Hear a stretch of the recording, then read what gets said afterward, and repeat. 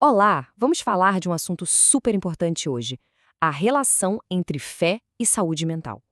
Para quem é cristão e está buscando ajuda, o cenário pode parecer bem confuso, né? Existem muitas abordagens diferentes de aconselhamento. Então, o nosso objetivo aqui é justamente clarear um pouco esse campo e entender as opções que existem. Pois é, essa é a grande pergunta, né? A pessoa está passando por uma dificuldade, precisa de apoio, mas quer encontrar um caminho que respeite a sua fé. E aí, por onde começar? Essa busca pode ser complicada, até porque historicamente sempre houve uma certa tensão entre o mundo da psicologia e o da fé cristã.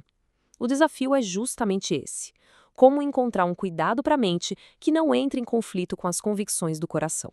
Para a gente navegar nesse tema, aqui está o nosso roteiro. Vamos começar entendendo a divisão histórica que deu origem a tudo.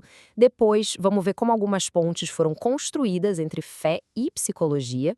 A gente vai explorar a ideia de uma psicologia com identidade cristã, conhecer uma proposta mais recente chamada aconselhamento redentivo e, no final, a ideia é ter um mapa para guiar essa jornada. Bom, tudo começa aqui. Para entender de verdade o cenário do aconselhamento cristão hoje, a gente precisa voltar um pouco e sacar qual é a principal divergência que moldou todo esse debate. E ela tem a ver com a relação entre a Bíblia e a psicologia moderna. E o conceito que está bem no centro dessa divisão é a suficiência das Escrituras. O que é isso? É a crença de que a Bíblia, por si só, já contém tudo que é necessário para o cuidado da alma, para resolver problemas que não tenham uma causa física orgânica. É essa a ideia que funciona como um verdadeiro divisor de águas entre as diferentes abordagens. E a partir daí a gente tem, historicamente, dois grandes polos. De um lado, o aconselhamento bíblico. Para essa linha, as escrituras são totalmente suficientes. Por isso, as teorias da psicologia moderna são vistas como desnecessárias ou até ilegítimas. Do outro lado, o integracionismo. Aqui, a Bíblia tem autoridade, mas a psicologia é vista como uma ciência legítima, com ferramentas úteis que podem sim ser usadas, desde que passem por um filtro crítico da fé cristã. Por muito tempo, o debate ficou nesses dois extremos. Mas a discussão, claro, não parou aí. Com o tempo, muita gente começou a desenvolver modelos mais sofisticados, sabe? Tentando superar essa polarização entre rejeitar tudo e aceitar tudo. Vamos ver como essa conversa evoluiu. Uma das primeiras pontes criadas foi o modelo de níveis de explicação. A ideia aqui é bem interessante. Psicologia e teologia não estão em conflito, elas só operam em níveis diferentes de análise da mesma realidade. Pensa num prédio. O arquiteto explica a estrutura, o engenheiro elétrico explica a fiação. Ambos estão certos, ambos descrevem o mesmo prédio, só que de perspectivas diferentes. Depois veio uma abordagem mais ambiciosa, a psicologia cristã.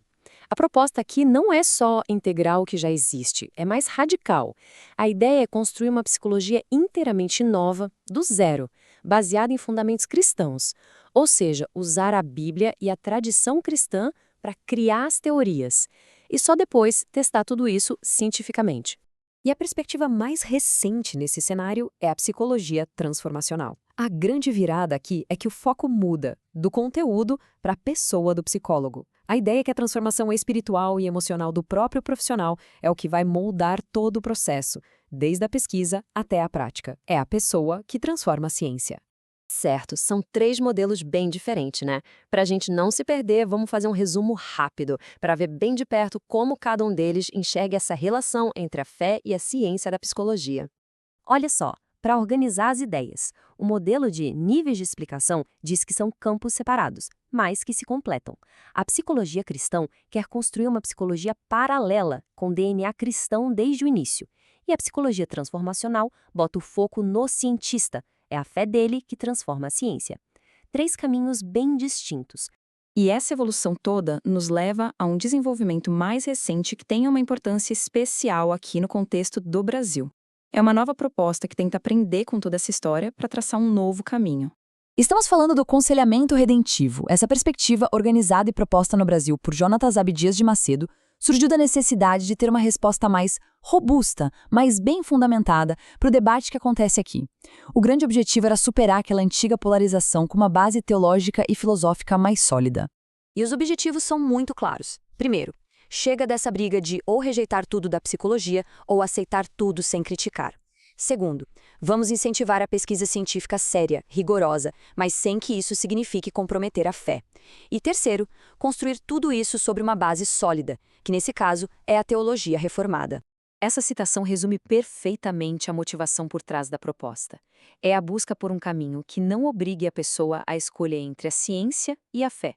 Pelo contrário, que permita um diálogo produtivo, fiel, onde a pesquisa é encorajada, mas sempre avaliada com cuidado pelas lentes da fé. Ufa!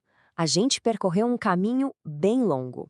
E agora, com esse panorama todo, a ideia é que qualquer pessoa tenha um mapa em mãos para conseguir se orientar melhor nesse território e, claro, tomar decisões mais informadas. Então, o que a gente tira de mais importante disso tudo? Primeiro, que não existe o aconselhamento cristão. Existem vários. Segundo, que a grande diferença entre eles quase sempre está na visão sobre a Bíblia e o papel da ciência. Terceiro, que a conversa evoluiu bastante, buscando formas mais profundas de integrar as coisas. E o ponto principal, a ideia aqui não é apontar o modelo correto, mas sim dar ferramentas para que cada um faça uma escolha consciente e com discernimento.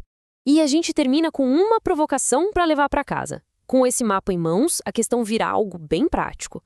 Se alguém fosse conversar com um conselheiro, que perguntas poderiam ser feitas para entender a perspectiva daquele profissional? Como usar esse conhecimento todo para encontrar o apoio que realmente se encaixa nas convicções e necessidades de cada um? Fica aí a reflexão. A jornada do conhecimento continua,